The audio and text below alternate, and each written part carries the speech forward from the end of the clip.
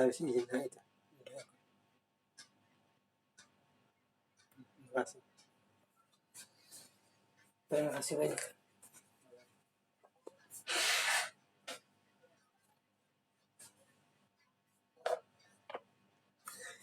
Selamat malam saudara. Hari ini hari Senin tanggal 13 bulan Juni tahun 2022. Jamnya jam 11 lewat, hampir jam 12 malam. Sebentar lagi gantian tanggal, ganti hari. Saya selamat malam karena ada linknya. Jadi bagi Anda yang sekalipun ini keluarga, tapi kalau ada yang masuk, yang orang lain yang belum kenal saya Lukas Tamono dari Kabupaten Timor Tengah Selatan Soe, Pulau Timor bagian barat. Anda mungkin yang baru pertama kali melihat saya, mendengar saya berbicara melalui Zoom ini, atau siaran melalui siaran udara, internet, Google atau apa namanya, Anda mungkin merasa heran. Kenapa harus ada yang seksi repot? Saudaraku, tahun 2019, 2020 sampai 2022, Indonesia malah dunia dilanda dengan satu jenis penyakit namanya COVID-19. Dia menyerang tubuh manusia dengan sistem panas, dan kalau kekebalan tidak ada, orang itu bisa meninggal dunia. Karena itu kita dilarang keluar rumah, kerja di rumah, sekolah di rumah, ibadah di rumah, selama hampir 3 tahun. Nah, dari saat itulah saya ambil kesempatan untuk menyampaikan kepada saudaraku yang berasal dari Pulau Timor bagian barat, yang kalau saya siaran langsung, maka lewat Facebook Anda langsung dengar siarannya. Nah, tapi ini saya lewat Zoom. Jadi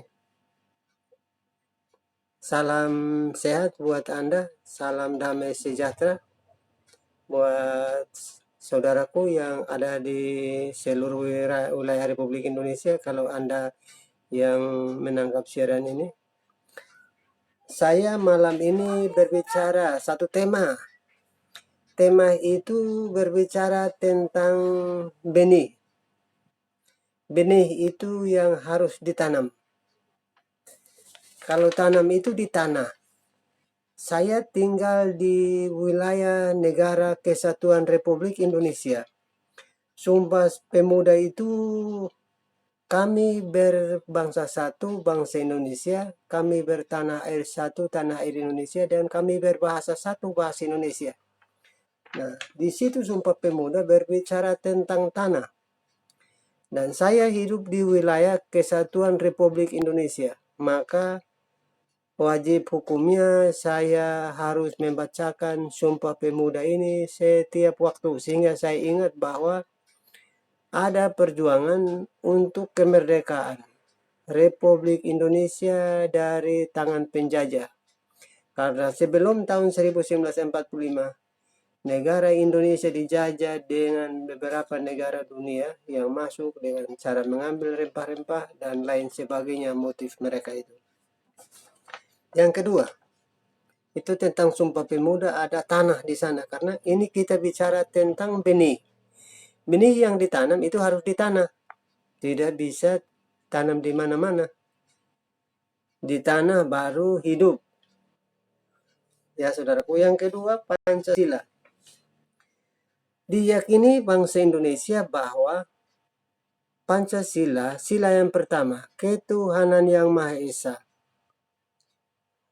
Tuhan pencipta langit, bumi, laut, dan segala isinya. Tuhan kita itu Esa. Negara Kesatuan Republik Indonesia ini ada 17.000 pulau, dan Pulau Timor adalah salah satu dari beberapa banyak pulau itu. Dan saya tepatnya lahir di Kabupaten Timor Tengah Selatan Soe.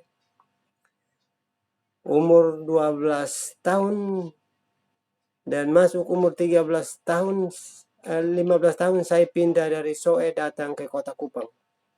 Tinggal di Kota Kupang, sekolah STM, saudaraku.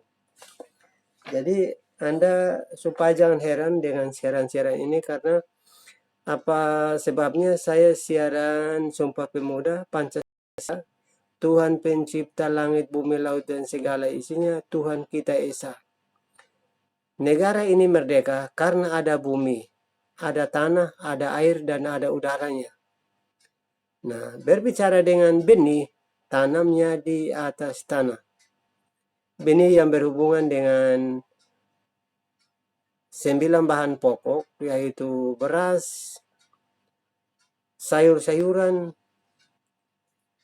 singkong atau ketela pohon, atau namanya sesuai dengan sebutan Anda, pisang, apapun, 9 bahan pokok itu ditanam di atas tanah, atau gali tanah dulu, ditanam baru tumbuh.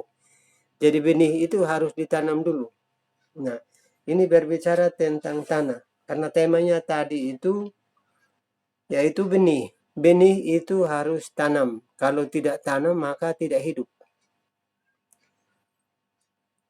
Saudaraku, sila yang pertama, ketuhanan yang Maha Esa, diyakini bangsa Indonesia bahwa Tuhan pencipta langit, bumi, laut, dan segala isinya, itu Tuhan itu Esa. Ada di ayat Alkitab orang Kristen, tercatat 7 atau 8 ayat Alkitab yang berbicara tentang Tuhan yang Esa. Saya bacakan buat saudara. Ayat yang pertama dari keterangan tentang Tuhan itu Esa di ayat Alkitab orang Kristen. Terdapat di Ulangan pasal yang ke-6 ayat yang pertama. Bunyinya, dengarlah hai orang Israel, Tuhan Allah kita, Tuhan itu Esa.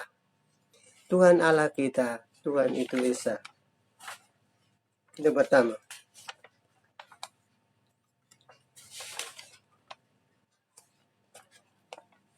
Yang kedua, saudaraku, Yohanes pasal yang ke-5 ayat yang ke-44. Ini ayat yang saya bacakan hampir setiap hari, dan saya rela waktu untuk menyampaikan kepada Anda yang mendengarkan berita ini atau siaran ini.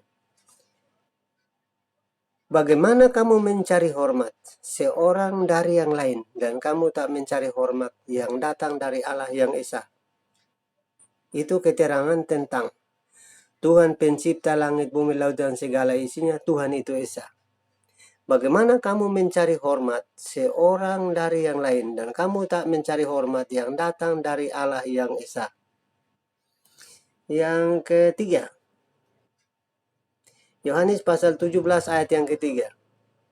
Inilah hidup yang kekal itu, bahwa mereka mengenal Engkau satu-satunya Allah yang benar, dan Yesus Kristus anak yang telah Engkau utus. Itu yang ketiga. Yang keempat, Markus pasal yang ke-12 ayat 32. Lalu kata ahli Taurat itu padanya, benar sekali guru katamu bahwa Allah kita itu Esa. Saya baca ulang. Lalu kata ahli Taurat itu pada Yesus, tepat sekali guru katamu bahwa dia itu Esa dan tidak ada yang lain kecuali dia. Yang keempat, yang kelima. Galatia pasal 3 ayat yang ke-20. Seorang pengantara tidak mungkin mewakili satu orang saja, Sedangkan Allah pencipta langit, laut, dan segala isinya. Langit, bumi. Bumi itu bicara tentang tanah. Langit, bumi, laut, dan segala itu isinya. Allah kita itu Esa. Itu Galatia pasal 3 ayat yang ke-20. Yang berikut, Yakobus pasal yang kedua ayat yang ke-19. Engkau percaya bahwa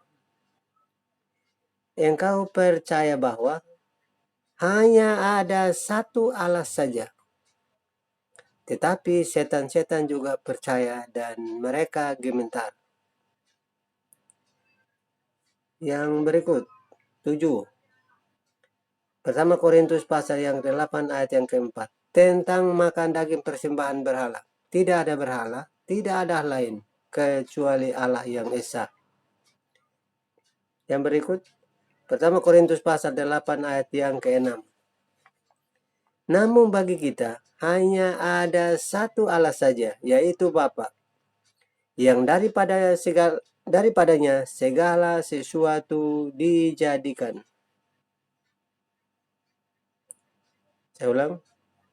Yang daripadanya berasal segala sesuatu, dan yang untuk Dia kita hidup, dan satu Tuhan saja, yaitu Yesus Kristus. Olehnya segala sesuatu dijadikan, dan karena Dia kita hidup.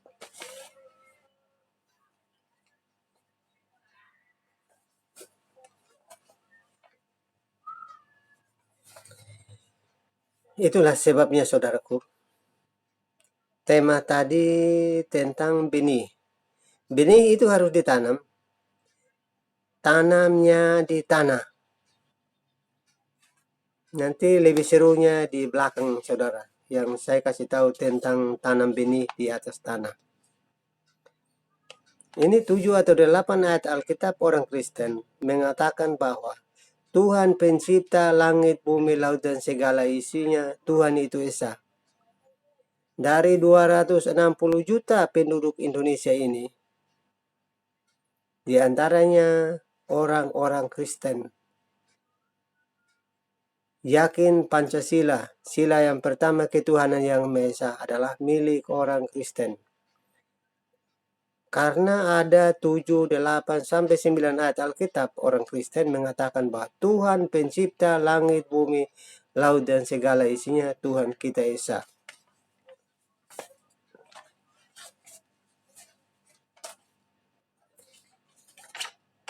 Saudaraku, itu tadi Sumpah Pemuda berbicara tentang satu tanah air, yaitu tanah air Indonesia. Itu tema pembicaraan malam hari ini tentang benih. Benih yang ditanam di atas tanah. Kalau ada tanah, maka ada benih. Contoh, misalnya jagung. Benih jagung, satu biji jagung itu sebelum dia bertumbuh dan berkembang, biji jagung itu harus ditanam dulu di tanah. Tanah yang basah. Tanah yang basah disiram atau dengan sistem hujan turun tanah. Itu ditanam, maka 3 hari kemudian biji jagung itu tumbuh. Saudara boleh catat, petani yang unggul, petani yang setia dengan ladangnya, maka dia tahu persis penanaman benih atau menanam benih itu selama 3 hari benih itu tumbuh. Biji jagung yang ditanam itu diam di tanah, yang tumbuh adalah tunasnya. Tunas yang keluar dari biji jagung itu. Dia tumbuh besar, tinggi, dan menghasilkan buah. Jadi, orang yang waras, orang yang sehat, tahu bahwa benih itu harus ditanam. Kalau benih itu tidak ditanam, keluargaku, saudaraku, maka tidak akan bisa bertumbuh, tidak bisa berkembang. Jadi jagung itu satu biji ya satu biji saja. Dari ada sampai mati juga tetap satu biji sampai kiamat satu biji saja.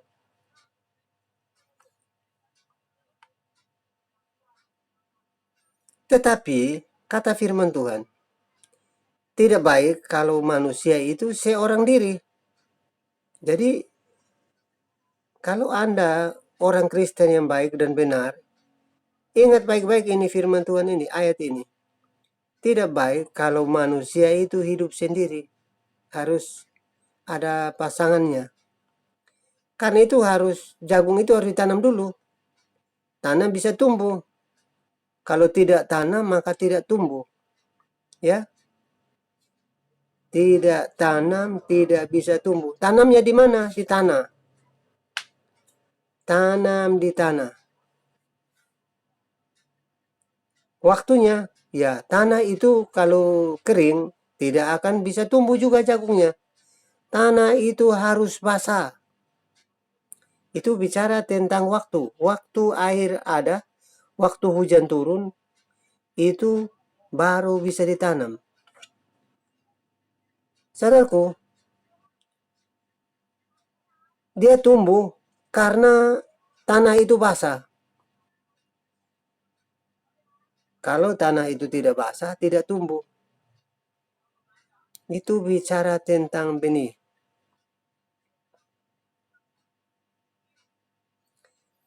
Tuhan mengambil tulang rusuk dari Adam, menjadikanlah Hawa. Tuhan berkuasa. Dengan cara Tuhan, keajaibannya, kuasanya, tulang rusuk Adam bisa jadi Hawa. Jadi Hawa itu jadi penolong. Kalau biji jagung tadi tidak ditanam di tanah, biji jagung itu tidak hidup. Kalau Adam itu seorang diri, maka Adam itu tidak bisa berkembang sampai manusia udah 7 miliar lebih di muka bumi. Kira-kira saudaraku bisa paham tentang ayat ini tidak? Sehingga tidak paham tentang soal benih. Benih itu harus ditanam. Itu benih harus ditanam. Kalau benih tidak ditanam, maka tidak akan ada kehidupan. Tidak bisa bertumbuh. Waktunya, tanah itu harus basah waktu hujan. Atau disiram. Tanah itu kering, tidak basah. Maka itu tidak akan tumbuh. Karena ada sepakat, maka tumbuh. Antara hujan turun dari atas, membasahi bumi, maka bumi mengeluarkan buah. Dengan ada yang tumbuh. Bibit yang tumbuh. Itu ada kata sepakat. Saudaraku, saya hampir 2 tahun bacakan Sumpah Pemuda, Pancasila, dan Undang-Undang Dasar 1945. Karena Sumpah Pemuda itu tanah air Indonesia. Kalau tidak ada tanah, tidak bisa tanam benih. Jadi tanah air itu penting. Jadi siaran saya tentang Pancasila, ketuhanan yang Maha Esa, diyakini orang Kristen. Tuhan pencipta langit bumi. Bumi itu bicara tentang tanah. Laut, daratan, gunung, pohon-pohon itu bumi. Bicara tentang tanah.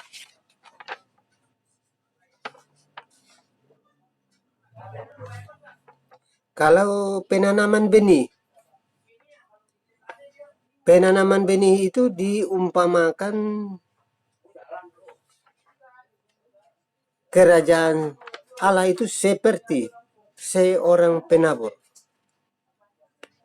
Kerajaan Allah diumpamakan seperti seorang penabur yang menabur benih. Jadi orang petani yang baik, dia akan memilih tanah yang bagus, tanah yang diyakini subur, maka dia tanam benih. Nah, contoh kerajaan Allah seumpama seorang penabur. Penabur benih. Di Markus, di ayat Alkitab orang Kristen, Markus pasal 4, ayat 26 sampai 29. Itu ada 3 ayat. Kerajaan Allah diumpamakan seperti seorang penabur atau benih. Benih yang akan ditabur di tanah. Markus pasal yang keempat, ayat yang keempat sampai ayat yang ke-9 itu berbicara tentang benih jatuh. Jadi ada 4 bagian. Saudaraku, ada 4 bagian benih yang jatuh. Memang banyak keluarga dalam satu keluarga, dalam satu rumah tangga saja, itu benih tidak jatuh pada satu bagian tanah yang subur.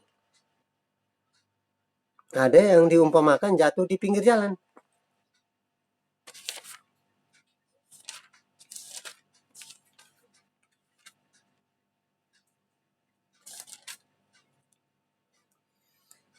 Saudaraku, saya baca Markus pasal yang keempat, ayat yang keempat. Pada waktu saya baca dari ayat yang ketiga. Dengarlah, adalah seorang penabur keluar untuk menabur. Ayat yang keempat. Pada waktu ia menabur, sebagian benih itu jatuh di pinggir jalan. Lalu datanglah burung dan memakan jagung-jagung itu. Jadi belum sempat dia tanam karena jatuhnya di pinggir jalan. Jadi orang itu kadang-kadang ada yang dengar firman Tuhan, ya dengar seperti buku majalah saja. Jadi begitu dengar, habis dengar udah lewat. Atau dia seperti lihat di gambar di TV, begitu dia lihat habis, ya dia lupakan. Itu benih yang jatuh di pinggir jalan. Dan ini sudah sejak tahun 1945, 1960, dan sampai saya bisa belajar Alkitab di 1968, 69 sampai 1970. Karena saya sudah sekolah dan saya bisa baca Alkitab dan tahu tentang jatuhnya benih. Jadi ayat yang keempat, benih itu di Markus yang 4 ayat yang keempat. Benih itu jatuh di pinggir jalan. Itu sama dengan tidak tumbuh. Karena ada 4 bagian yang ditanam benih. Jadi ini yang pertama, jatuhnya di pinggir jalan. Nanti yang kedua, jatuh di tanah yang berbatu-batu. Ayat yang kelima, sebagian di tanah yang berbatu-batu, yang tidak banyak tanahnya, lalu benih itu pun tidak tumbuh karena tanahnya tipis. Ya, kalau tanah tipis, dia tidak bisa tumbuh dan tidak bisa menghasilkan buah karena tanahnya tipis. Saudara, dan bisa mengolah ini sendiri. Gimana sih sebagai seorang petani mau cari hasil kok tanam jagung di atas tanah yang berbatu-batu? Kok tidak cari tanah yang isi baru tanam, kok bisa tanah di batu-batu? Bagaimana benihnya mau tumbuh? Keluargaku, saudaraku. Ini bicara tentang tumbuh. Tumbuhnya benih. Kalau dengar mah udah jutaan, miliaran orang di muka bumi ini dengar ayat-ayat ini hampir setiap hari juga bisa dilihat, bisa didengar. Tumbuhnya ini yang sulit tumbuhnya. Kalau menabur aja mah bisa aja di mobil juga. Orang putar radio, putar TV, putar berita, bisa juga dengar ayat ini. Tetapi jatuhnya ini harus di tanah isi. Masa taruh di atas tanah batu-batu? Bagaimana benih mau bertumbuh? Yang ketiga, tanah yang berduri.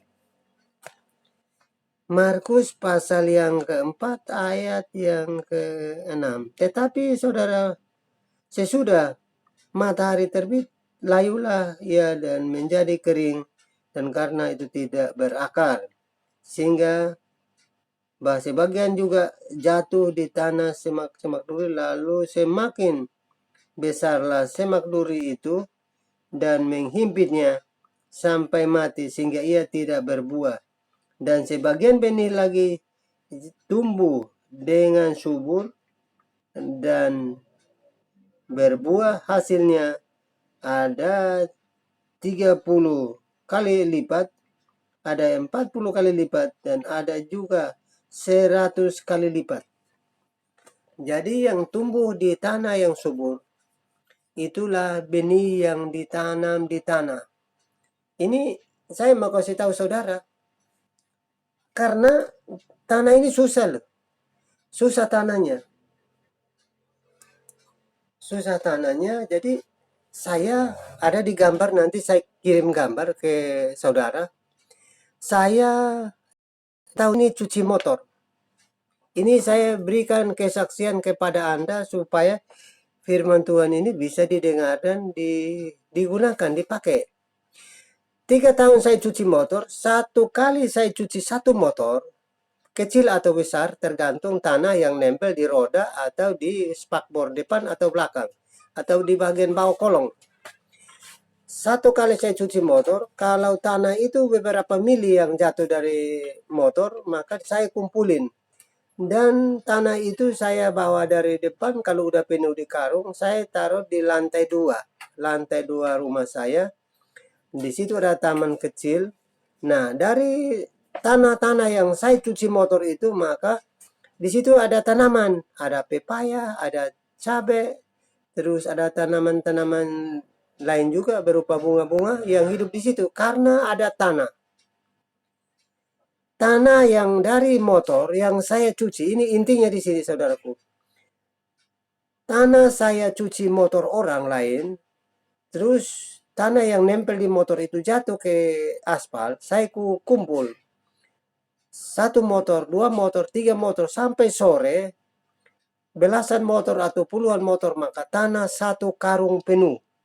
Saya dapat dan saya bawa ke rumah, naikin di lantai 2. Dan saya bikin taman untuk tanam tanaman. Misalnya pepaya, ada cabai, pepaya daunnya juga udah dimakan. Ada cabai, terus ada bunga-bunga. Ada juga pohon-pohon di atas itu. Jadi nanti gambarnya saya kirim. Gambar yang tanah jatuh dari motor itu tadi pagi saya sudah kirim. Maksudnya, firman yang tadi saya baca, memperdengarkan kepada Anda keluargaku, itu harus ditanam dulu bibitnya. Dari tanah yang saya kumpul dan saya bawa ke atas, bibit itu harus ditanam dulu di tanah. Kalau tidak ditanam di tanah, maka dia tidak akan tumbuh. Kali pertama saya bicara tentang benih dan penabur. Benih dan penabur itu 2 bagian berbeda. Kalau ada tanah, terus tidak ada benih, terus tidak ada yang menanam, maka tidak akan ada pertumbuhan. Jadi bertumbuh secara jasmani